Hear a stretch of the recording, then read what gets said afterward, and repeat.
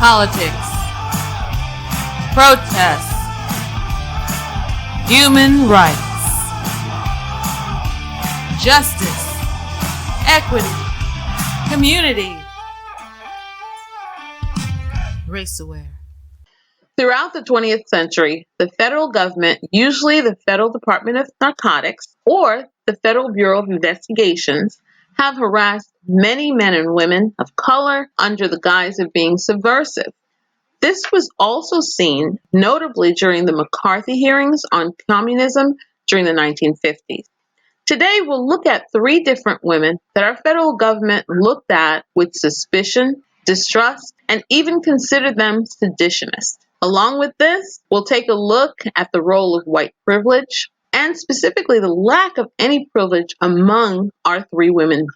White privilege was power, whether intentional or not. Hello, and this is the second episode of RaceAware Podcast. I am your host, Dr. Wilise Richey, along with my co-host, Tony Szynski. Hello. And Dan Sauber. Hi. We're aiming to reveal little-known histories, historical whitewashing, resulting governmental and corporate policies, and the ongoing impact of unchecked misinformation. So, guys, what do we have for our listeners today? Today we've got the history of 3 different women, starting out with one that many people are very familiar with, Marilyn Monroe, or as she was known as, a blonde bombshell. She was born June 1st, 1926. Her cause of death was barbiturate overdose.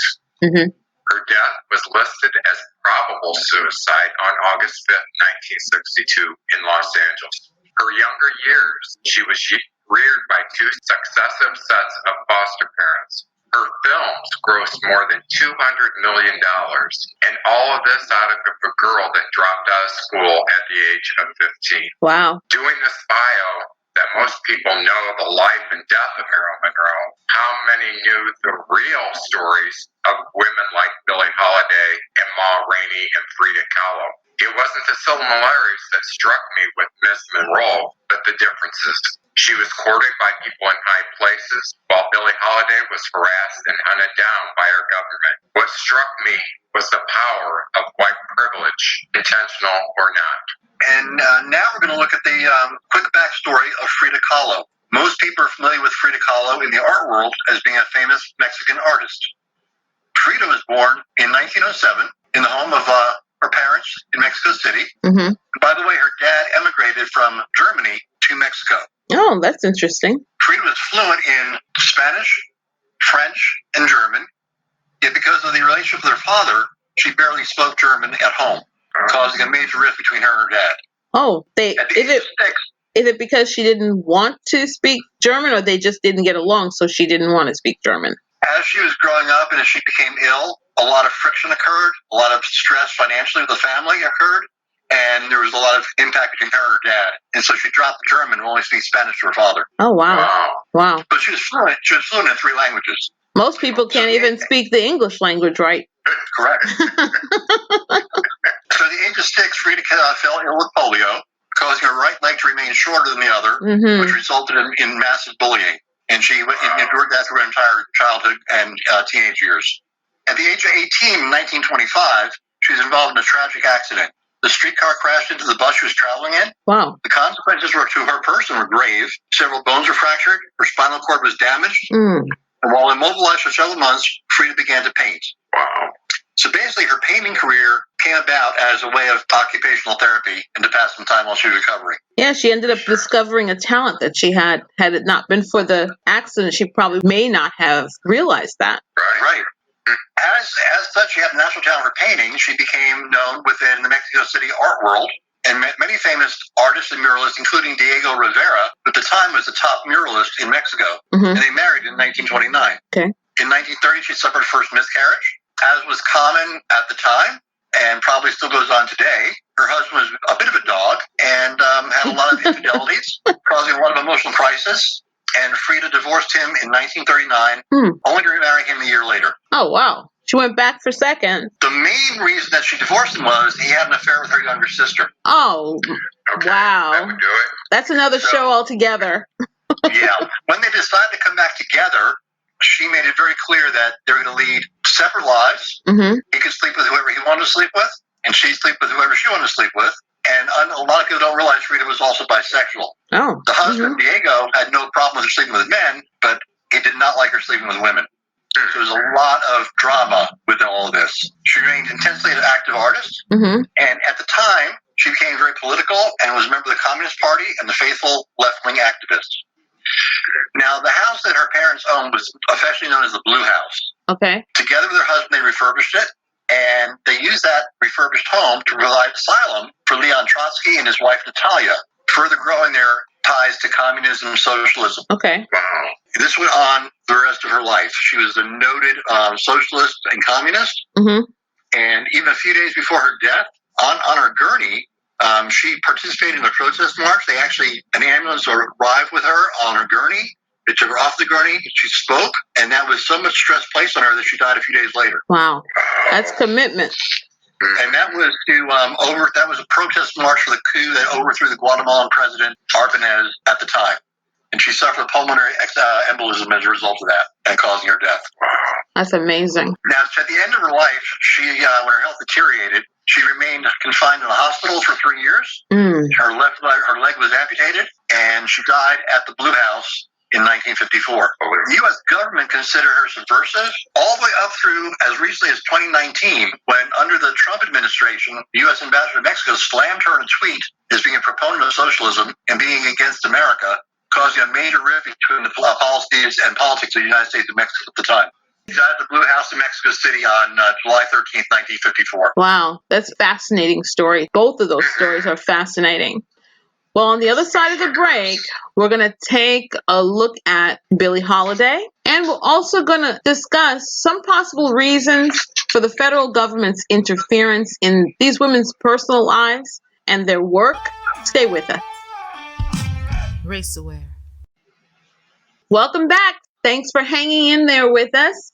And we're just going to continue talking about our three ladies and how their government interfered with their lives, and they persevered. We're going to take a look at Billie Holiday next. As many of you know, with the new movie about Billie that's out today, The United States versus Billie Holiday, many people, especially younger people, have never heard of her. She was born April 7th, 1915, as Eleanor Harris. Mm-hmm. She, like so many other famous people back in those days, had a troubled childhood and was raised by other families. She was also known as the Queen of Jazz and was nicknamed Lady Day. Mm-hmm. She was also one of the first Black women to work with an all-white band, which back in those days was unheard of. Yeah, those days were segregationists. Yes, and promoters objected to her race, and she eventually left the band under so much pressure. She did start to sing a song that seemed to raise eyebrows, called Strange Fruit. It made her a target of white authorities. Radio stations banned the song, and a gentleman by the name of Harry Anslinger of the Federal Bureau of Narcotics ordered her to never sing that song. That guy was something else. Mm-hmm.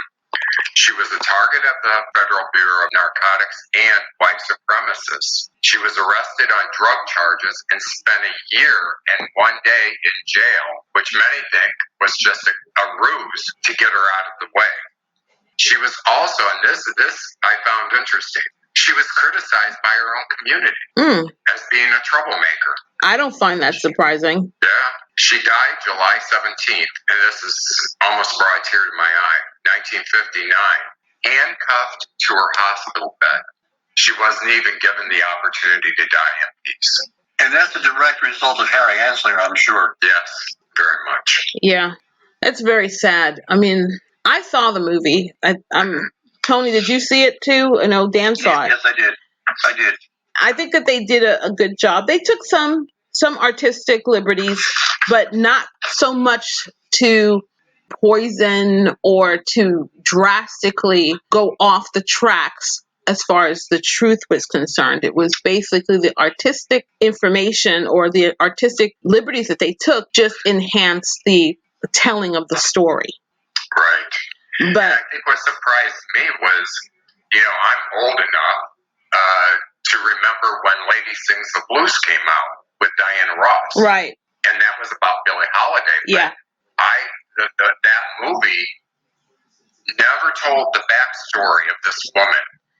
Yeah, because that movie, I didn't particularly like that movie. I liked the music, but I didn't like the movie because it just, I don't know, subconsciously, I didn't feel like I really got to know this character, this person. Okay. It was really, I think I said it right. It was really a character that was created. And if I'm correct, I think that the movie was really, the script was born from a book that was written, a biography that was written on Billie Holiday that was basically like a nice version, a nice version of her life. So, and it shows there's a distinct difference between Theme from Mahogany, Lady Sings the Blues, and Billie Holiday versus Government. Right. Yeah. And it seemed to really be the Lady Sings the Blues was more about the fashion in those days and the music in those days. I feel weird using this term, but that kind of whitewashed her life a little bit. Yeah, the whitewashing that happened in that movie, and I think you're correct. It was whitewashed. It was cleaned. Another word is sanitized. Right, it was sanitized. Yeah. But I think when you think about it, like now we're looking back and we're criticizing. Back then, we weren't criticizing. I liked the movie. I didn't dislike it, But remember, though, that movie is one of very few that Black people were actually the starring roles. Not only did you have starring female role, but also a starring male role. Yeah. Okay. Right. So I doubt that they would come in and do a feature movie like Roots. They're going to whitewash it for more acceptance, and that I have a problem with. Why is it every time that there's marginalized stories that people need to take it like in little bits of medicine? Why can't you just face the truth of how something happened, when it happened, and just live with it because it happened? It's not like you can erase it, Right. As we were talking about us doing this show and the people we chose to highlight in this show, after seeing the movie on Billie Holiday, doing a little more research on her myself, I did come across that YouTube video of her singing Strange Fruit in 1959. Right. And ironically, it was after that performance, she was arrested. Mm-hmm. Yeah. And that led to her dying in her hospital bed. Right. So she had to have known, one, that was going to cause her immense trouble and pain. And actually seeing the performance of her sing that song was so difficult to sit and watch because you knew exactly everything she was talking about, of the lynchings that were going on at the time. And it was physically, mentally, and emotionally painful to watch it. Yeah, very much. Mm-hmm. And the bravery of this woman came out, to me at least, because she knew they were waiting for her. They would sit at the bar and wait for her to sing the first note of that song, and they rushed the stage and arrested her on the spot. Right. I was just going to ask about that. Mm-hmm. That took a lot of guts. And everyone around her told her, don't sing the song. Yeah, it was amazing. It took a lot of guts. That's one of the reasons when you hear our bios, I didn't spend a whole lot of time on Marilyn Monroe for the simple fact that even our younger people today, when you mention Marilyn Monroe, they know who she is. But they know who she is, but they don't know her difficulties. No. But she did get much more attention than people like Billie Holiday and Frida Kahlo got. But they still whitewashed her. Yeah, definitely. Her information because of the people that she was involved with. Right. But Now, to say Marilyn made the mistake of being associated with not only the political elite at the time, but also with organized crime. Right. And put those two together, it's not a good look. Right. So with Marilyn, there wasn't that, well, at least not documented that I've seen, that heavy interference with her life and her work. She was free to go and do what she wanted. That's right. Although she was being watched, and that definitely couldn't have been comfortable for her, but they weren't trying to topple her. Do you understand? Right. The other two, there was an active, deliberate plan and implementation to ruin these people, these women's lives, and ruin their careers. At one point, Billie Holiday, they took her license away for entertaining. Without that license, you can't perform in any place that sells alcohol. And those were the main places that she entertained and made her income, her livelihood. And the other places would have been what they would call, like, I guess, juke joints or lounges or whatever. Yeah, but honky tonk type, circuit, and that wasn't lucrative enough, especially for where the responsibilities that she carried. She had her band. She had people that, she had a crew of people that she was responsible for. And it was all to keep her from singing that one song. That one song. And the thing that had to do with lynching.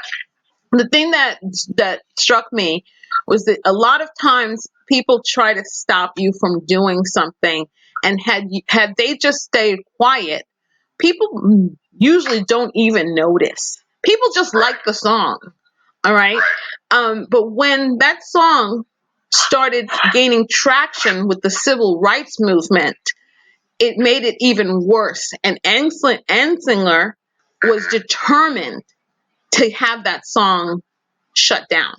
So when it comes to white privilege or white desire, there's no such thing as a respect for censorship, for not censoring. Okay, First Amendment rights go out the window when it's something that a racist leader does not want. Well, and Dan, this might be a good time to talk a little bit about who Harry Anslinger was. Mm-hmm. Because I until this idea came up, I'd never heard of the man before. Mm-hmm. Right, me neither. It actually goes back to the days of William Randolph Hearst, mm-hmm. the Hearst media empire, mm-hmm. and marijuana. Yes. So at the time, marijuana was pretty much seen as a black drug and pretty much left alone. They got busted here and there, but it's no big deal. There's no major thing about pot laws in the U.S. But when it started creeping into white society, whites go to black clubs, they smoke it, they start using it.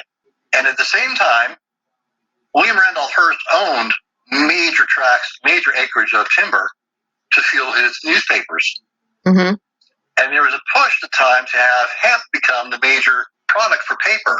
So under the guise of marijuana being bad for us, it was a way to cut it off at the base so he could maintain his rights to paper and his logging industry and run his empire.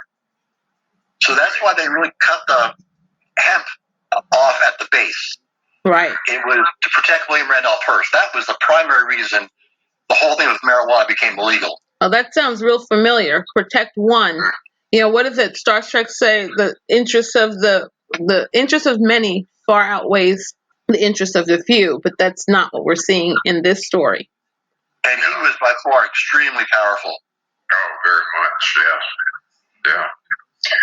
I think the thing that struck me with Billie Holiday and Marilyn Monroe as well was even the way they died. Mm-hmm. And even though it wasn't intentional, privilege, but to look at the difference, she was handcuffed to a bed when she took her last breath. And for all the records that are out there, Marilyn Monroe took her life. So that's what we've got going. So she decided when to check out in a very expensive home. And I can't help but see the differences between the two women. It was glaring to me when I saw the movie. It was just plain sad. Yeah, that point doesn't really impact me that much as the fact that Marilyn felt that she had to take her life.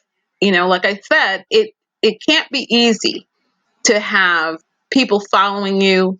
I'm sure that at different points, if she was doing something that they didn't want, that they probably leaned on her.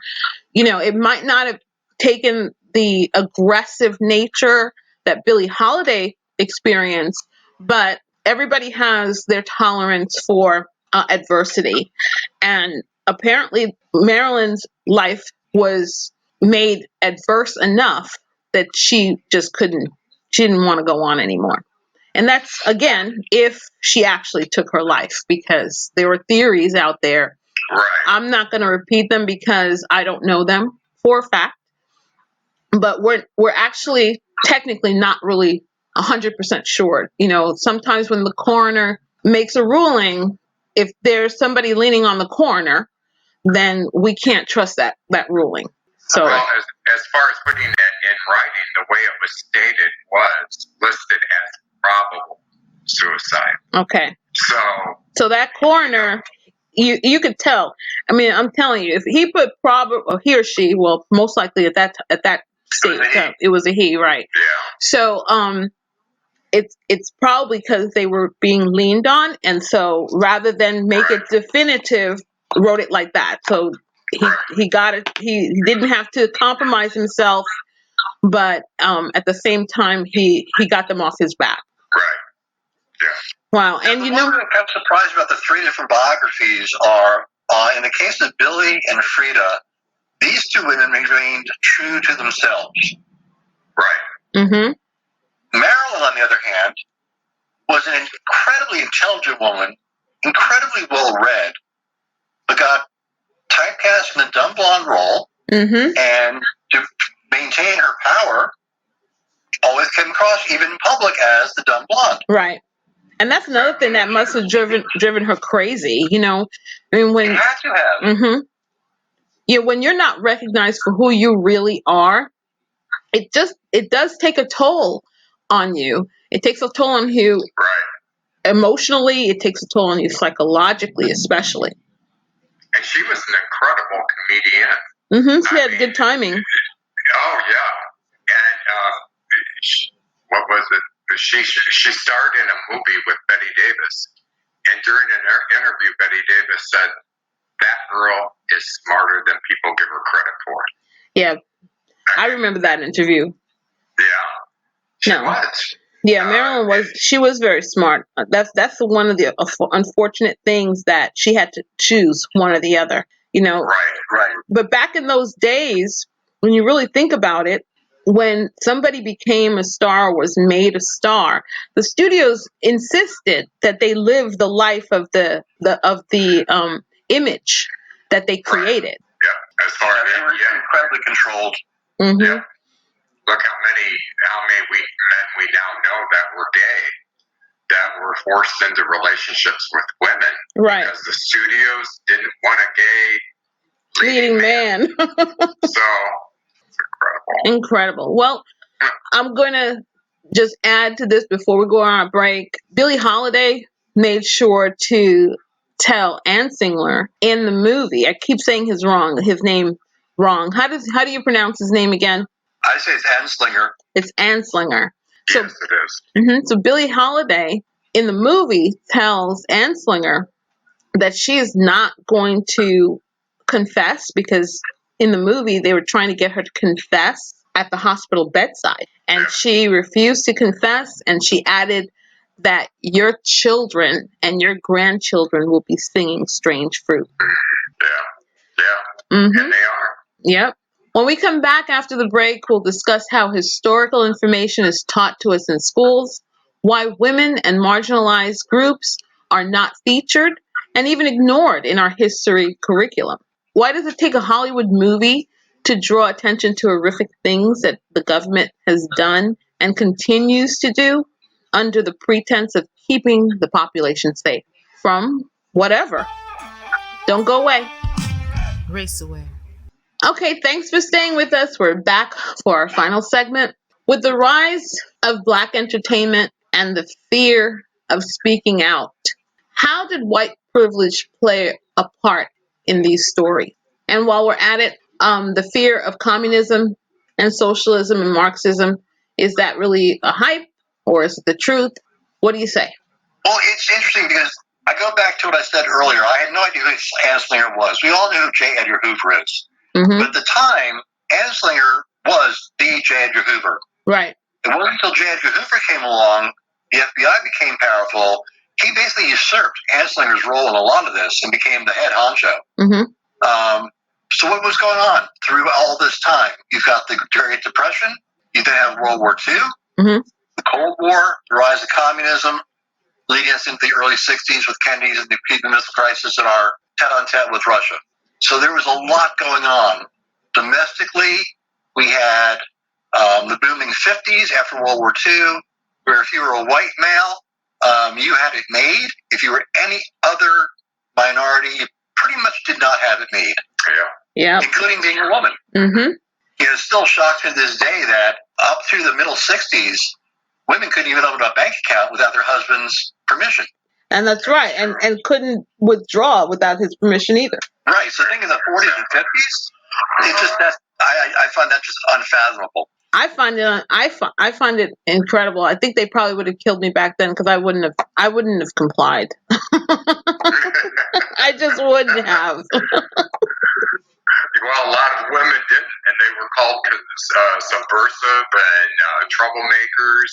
And they weren't considered strong women back then. No, they were shot down back then. It's always right. Strong women is always like a negative, descriptive phrase or word when it's a strong woman. Which is interesting when you think about it, because during World War II, the vast majority of men were overseas. Mm-hmm. Women ran everything. They ran the factories. They ran the families. They did everything. Yes, they did. Yeah, but the thing is that that's acceptable because it serves the needs of the men at that time. Right. You understand? Right. But when the war was over, they expected women to just go back to your place. Right. Exactly. Mm-hmm. Put those pearls back on, look pretty for your husband, clean the house, provide dinner. Right. And keep those babies popping. And don't open your mouth. Mm-hmm. Don't have an opinion. Yeah, just agree with your husband. The era of barefoot and pregnant? Yeah. Yes. God, I always hated that. I don't understand why you have to be barefoot, though. I never understood. I guess it's so you can't. That way you can't run very quickly. Yeah, you can't escape. Good point, Joe. That's really good. Oh. Just as a sidebar, as we're talking about all these things, don't forget, during the 50s, we had the McCarthy hearings. Yeah, I was just going to ask you to enlighten us. Not everybody knows what happened. So Joseph McCarthy was a senator from Wisconsin who made his mark in many ways like somebody today from Wisconsin. I believe his name is Ron Johnson, who's a senator. I just find this just similar. I don't know. There you go, dropping names again, Tony. Yeah, shame on me. But basically, he accused anybody who's not showing the party line of being a communist, and he had all these hearings. And basically focused on Hollywood and the entertainment industry to start with. So people would be called in, they'd be asked, are you a communist? Many refused, and they were then blackballed. Blacklisted. Blacklisted. Right. Now, two interesting things, and this is a real quick aside. If you ever get a chance, do listen to James Earl Jones doing the reading of Paul Robeson's testimony before the McCarthy hearing. Yes, I heard that. It's riveting. It will give you chills like I've never had chills before. The strength that man had to be sitting in that massive room, only black man in the room, being attacked by everybody, have his dignity intact, and stand up against Joseph McCarthy was amazing. It was. I listened to it several times because it really is. I'm not even exaggerating. It's riveting.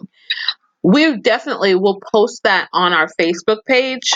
So that way, you guys, if you want to not have to look for it, it'll be on our Facebook page. And I'll post on our Twitter account too, because it truly is the most riveting audio I've ever heard in my life. And then at the same time, they're bringing all these people from Hollywood in, and they brought in Kim Hunter. Now, Kim is most famous for winning the Academy Award for playing Stella in Streetcar Named Desire. Mm-hmm. Stella! She was a rising Hollywood star. Mm-hmm. She was a big star in the 40s, going into the 50s. Then McCarthy hits, she testifies, and fearfully, she named names. Oh, no. She was basically, did not work again until the late 60s, where they gave her a role in Planet of the Apes as Dr. Zero. That was her comeback. 2 full decades of her career because she opened her mouth and Hollywood said, we're not having it. And the thing is, it's like she did it for nothing. She should have stood her ground. Right. Well, she did it because she thought she was protecting her career. Wow. Ironically, as just a quick side note, back in my early life, I did do theater, and I got to I was a stage manager for a play that Kim was in. That's how I met Kim, and I became friends with her. And that was the one thing she really did not like talking about, mm-hmm. although she would say it was the biggest regret of her life. Wow. That she did what she did. Not because that she lost work. Her husband was just a successful Hollywood screenwriter. The money was coming in, but she lost her dignity. She lost herself. Right. Because she sold out, thinking she was doing the right thing. Yeah, it's never the right thing when your arm is being twisted. You know, you have a gut feeling that it's not right, you know? Right. And so many of the actors back then in the 50s stood up against the McCarthyism and refused to release names, and their jobs were at stake. I mean, they were bringing people in like Lucille Ball and Desi Arnaz. Yeah. And they refused to do it. But again, you're looking at somebody like Kim Hunter, that she was a woman. She had to find a way of getting a foothold in Hollywood and staying there. It wasn't enough just to get a job. Right. But and she had the award already, so her career was on the rise. Right. That's a shame. So we have the threat of communism, Marxism, socialism, all the isms that are really bad.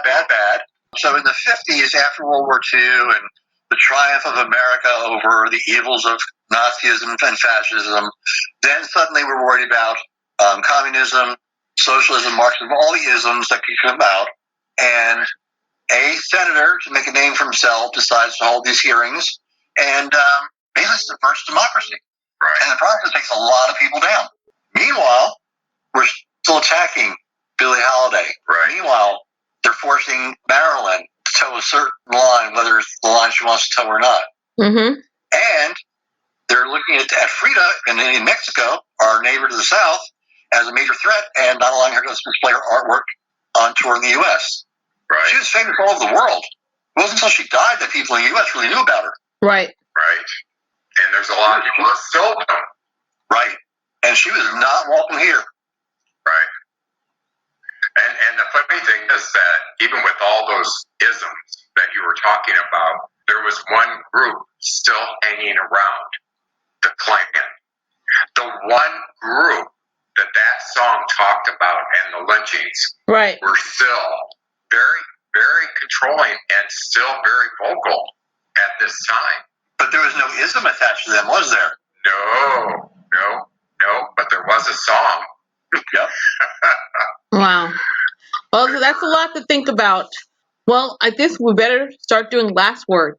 I guess my take on these 3 women, first off, I'm in awe of all 3 of them. Mm-hmm. But to see the hardships that they had to go through and the fight and the determination, and they didn't have a lot of backing back in those days.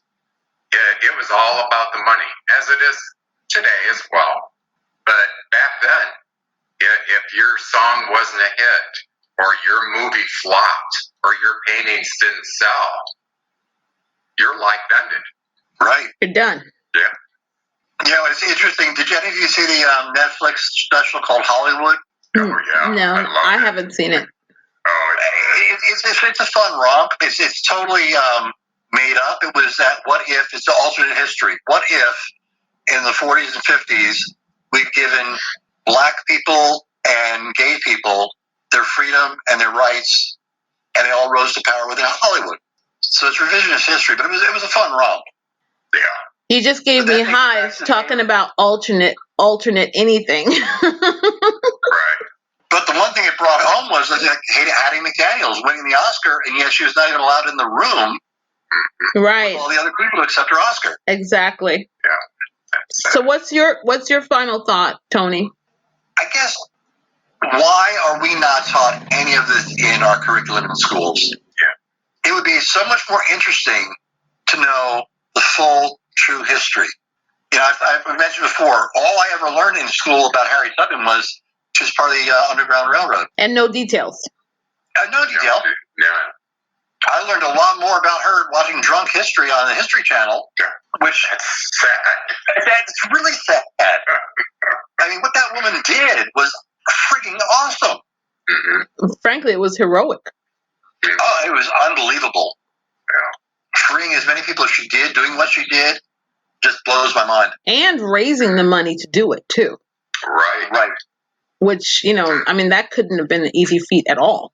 Now, one thing many people may not realize is, but our curriculum for textbooks basically comes out of Texas.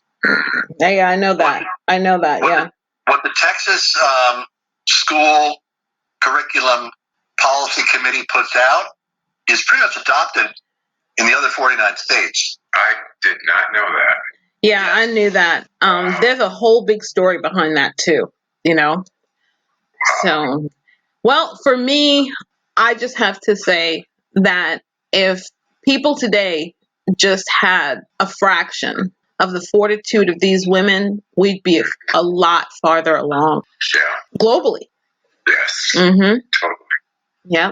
Well, on behalf of myself, my wonderful co-hosts, Dan and Tony, and our crew, I thank you for spending this time with us. I hope you'll join us again on RaceAware. Please don't forget to visit us at our website, which is raceaware.rocks. And please follow us on Twitter, Facebook, Instagram, and YouTube. Until next time, stay safe and be race aware, because truth matters. Politics, protests, human rights, justice, equity, community. RaceAware.